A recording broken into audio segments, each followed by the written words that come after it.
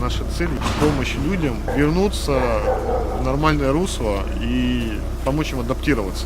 У этих людей очень часто проблема заключается в том, что они, куда бы ни обращались из всех мест государственной помощи, их отпинывают. Мы начали кормить с января текущего года, с января 2018 года. У нас появилось много волонтеров, которые содействуют нам и оказывают всякую помощь. Нам привозят вещи, мы раздаем.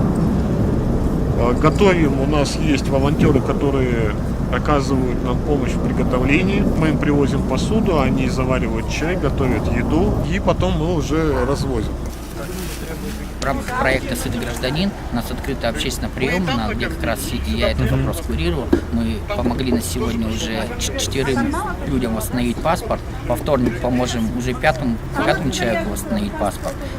И 3 человекам помогли сделать пенсию. Это все волонтерское начинание в основном. Но мы хорошо сотрудничаем со службой города Сыктывкара.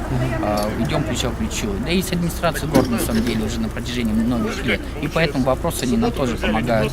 Разные люди. Просто каждый оказался в какой-то жизненной ситуации и не справился.